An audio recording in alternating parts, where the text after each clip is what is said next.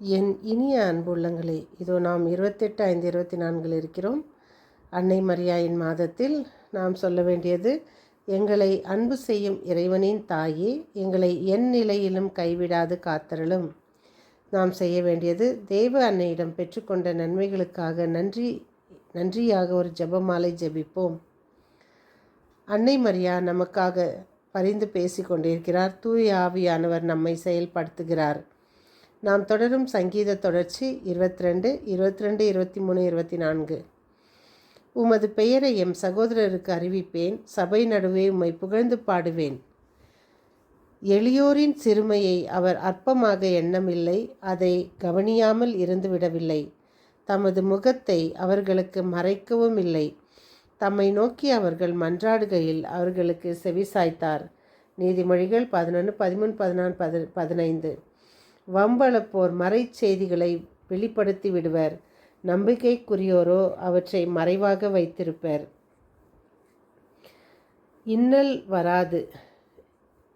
இன்றைய வாசகம் திருத்தூதர் பேதுரு எழுதிய முதல் திருமுகத்திலிருந்து வாசகம் 1:10-16. உங்களுக்கென்று இருந்த அருளை பற்றித்தான்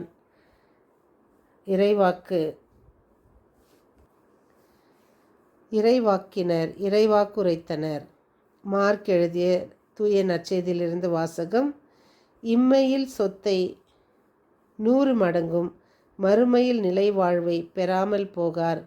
இன்றைய மாதாவின் நிகழ்வுகளில் 1.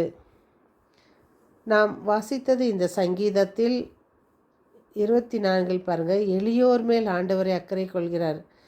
ஏழைகளுக்கு நாம் செய்கிறது இறைவனுக்கு கடன் கொடுப்பதான். அதனால் ஏழைகளில் பார்த்து அவங்கள நம்ம கண்டுக்காத விட்டோம்னா இறைவன் நம்மளுடைய கஷ்டத்தில் நம்மை கண்டுக்காமல் விடுவாராம். இது வசனங்கள் இருக்குது. அதே மாதிரி நீதிமொழிகள் வம்பளப்போர் மறைச்செய்திகளை வெளிப்படுத்தி விடுவார். வம்பளப்போர்னா என்ன? ஓயாத எது பண்ணுறாங்க பாருங்கள், பேசி பிறரை பற்றி புரளி பேசுகிறாங்களே அவங்கக்கிட்ட எந்த சீக்ரெட்டையும் சொல்லக்கூடாதான். அவங்க ஏதாச்சும் அவங்க வாய் நிற்காமல் அதை வெளியே சொல்லிடுவாங்கோ அப்படின்ட்டு நாமும் வாழ்க்கையில் நிறைய அது போல் சந்தித்து கொண்டிருக்கிறோம். இன்னும் அது உங்களுக்கும் ஆகட்டும், மற்றவங்களுக்கும் ஆகட்டும், இல்லை எனக்கும் ஆகட்டும், நிறைய நம்ம சந்திப்போம். ஒரு எகிப்தாள் எனப்படும் புனித மரியம்மாள் அவங்க வாழ்க்கையை விட்டு மனம் திரும்பின நிகழ்வு தான் நம்ம இப்போ பார்க்க போகிறோம்.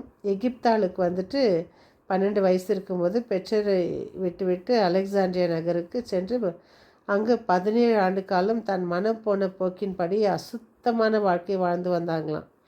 அந்த தருணத்தில் இயேசு சிலுவை உயர்த்தப்பட்ட திருவிழா கொண்டாடப்படவிருந்ததால் மக்கள் எல்லாரும் என்ன பண்ணுறாங்க, திருப்பயணிகளாக சென்று நம்ம எருசலேமுக்கு போகலாம் அப்படின்னு சொல்லிட்டு போகிறாங்க. இவரும் பக்தியினால் அல்ல, ஒரு வினோத பிரியத்தால், ஒரு மாதிரி விசுவாசம் இல்லாமல் அவங்க வேறு ஒரு மாதிரி ஆசையில் அவங்க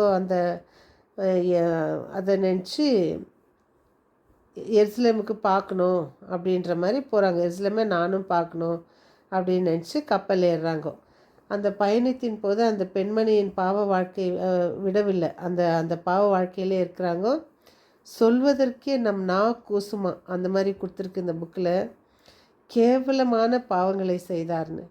அப்போ எருசலேமை அடைந்த போது அனைத்து விசுவாசிகளும் தானும் இயேசு மரித்த அந்த சிலுவையை வணங்க ஆலயத்திற்குள் போகிறாங்க. ஆனால் வாசலிலேயே ஒரு வல்லமை உள்ள கை அவள் உள்ளே போகாதவாறு தடுத்து நிறுத்தியது.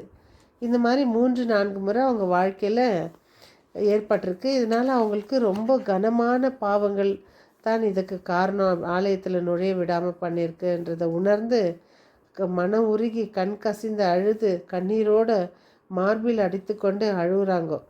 அப்போ அன்னை மரியான் சொர்பத்துக்கு முன்னே போய் சென்று கண்ணில் பட்டுது. அப்போ உடனே அதை பார்த்து அவங்க சொல்கிறாங்க, அன்பான அன்னையே, நான் பாவித்தான், ஆனால் இப்பொழுது என் பாவங்களை எண்ணி நான் மனம் வருந்துகிறேன். நானும் மனமாற்றம் பெற விரும்புகிறேன். மன வருத்தத்தால் நான் புலம்பி கண்ணீரோடு உங்ககிட்ட தயவுசெய்து கெஞ்சி கேட்கிறேன். எனக்காக பரிந்துரைத்து என் மன்றாட்டை இறைவன் ஏற்றுக்கொள்ளப்பட்டது என்றால் நான் இப்பொழுது ஆலயத்திற்குள்ளே போகும்போது எந்த கையும் என்னை தடுக்கக்கூடாது. ஆலயத்திற்குள் நான் செல்லணும். அப்படி சிலுவை அறை உண்டு வணங்க அது எனக்கு அருள் புரியும் அப்படின்னு இன்று முதல் நான் என் பாவ வாழ்க்கையையும் விட்டுவிட்டு தவமும் ஜெபமும் இணைந்த வாழ்வு வாழ்வேன் அப்படின்னு கூறி மனதுருகி ஜெபிக்கிறாங்க. உடனே தன் உள்ளத்தில் ஒருவித அமைதியும் மகிழ்ச்சியும் உணர்ந்து அப்பொழுது அந்த சர்ச்சுக்குள்ளே போகும்போது அந்த அவளை தடுக்க யாருமே இல்லை. ஆலயத்திற்குள் சென்று இயேசுவின் திருச்சிலுவை கண்டு வணங்கி பின்னர் திரும்ப வந்து அன்னைக்கு நன்றி கூறிய போது அவளுக்கு ஒரு குரல் கேட்குது. நீ யோர்தான் ஆற்றுக்கு அப்பால் போ அப்படின்னு ஒரு குரல் ஒலிக்குது. அப்படியே அவங்க சென்ற போது 17 ஆண்டு கால பாவ வாழ்வை நினைவிற்கு கொண்டு வந்து மனதுருகி அழுது மனஸ்தாபப்பட்டு ஊந்துதல் ஏற்பட்டு ஜெபிக்கும் போது அவரை சுற்றி விண்ணகத்திற்கு அடுத்த ஒளி அவரை சூழ்ந்து நிற்கிது. அப்போ எல்லையற்ற மகிழ்ச்சியும் அமைதியும் சந்தோஷம் சமாதானம் அடைந்து அவர் அந்த வாழ்க்கை குறிப்பில் எழுதி வச்சுருக்காங்க. மக்களே, நாமும் மனமுருகி நம்மளுடைய பாவங்களை விட்டுவிட்டால் அன்னை மரியாவுக்கும் இயேசுவுக்கும் அவ்வளவு பிரியம் நம்ம மேலே. ஸோ அன்னை மரியாவிடம் ஜெபிப்போம், பரிந்துரைக்க கேட்போம். மீண்டும் சந்திக்கும் வரை உங்கள் அன்பு தோழி.